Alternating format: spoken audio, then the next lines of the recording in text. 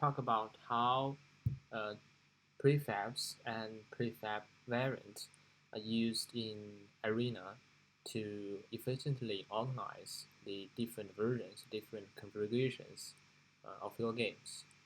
So there's a lot of games in Arena SDK, and for each game, there's different variants. Say there's versions of this game with dance reward function, and there's versions of this game with sparse reward function, and also there will be versions of this game with different social structures. So to efficiently and clearly organize the different configurations of different games and different versions, we use prefabs and the variants of the prefabs, which is a function supported by Unity. So to understand this, let's just take this game as an example. So here in this game, at the top level, it is a global manager variant. It's not a global manager, but it's a global manager variant. So if you select it, you can see this global manager variant is here, located in the same folder with this game. And if you enter this global manager variant, you will see it contains another prefab. And if you select this prefab, you will see this prefab exists in Arena SDK prefabs, which means this prefabs is shared by all the games in the game set. So this structure, in summary, briefly speaking, actually did this job.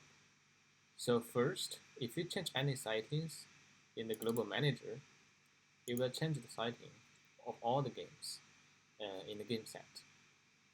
And backward, if you only change the global manager variant, you will only change the settings in global manager variant, which is located here inside this game folder. It only changes the setting of specific class of games, of a specific class of games. So say here, the global manager variant is this one. For this game, the global manager variant is also this one. Let's just use a specific example of setting to understand why we're doing this. So when we go to the global manager, it only contains the most necessary, the most essential components, say the top-down camera, the visualization camera. It does not contain any playground or any agent or any teams, because for different games, there will be different playground, there will be different lights, different teams, different agents, different social structures. So global manager here only contains the most necessary components for all the games.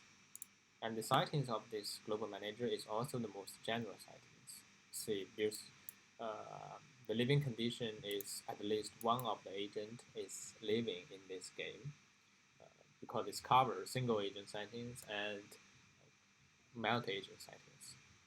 And also there's no reward functions selected, and also the brain, so that the brain is said to be the most general brain, which is the general player discrete. However, if you look at this global manager variant, at this specific game folder, you'll see there's some additional changes of its property compared to the original global manager. For example, here the reward game scale is 10 instead of 1, which is different. And also the brain is arena crawler player continuous. Arena crawler player continuous, yes, instead of the general player discrete. So you can see the difference of this global manager variant comparing to the global manager. This two is the two settings here, reward scheme and the shared brain. So you can see this global manager variant is a game specific. It's arena crawler move. This kind of game specific global manager. And under this under this global manager variant, you have the specific playground, the specific world for this specific game. And for different versions of the game, it all shares, it's all built upon this global manager variant. The difference is that these use different number of agents or form different number of teams or use different number or use different reward functions.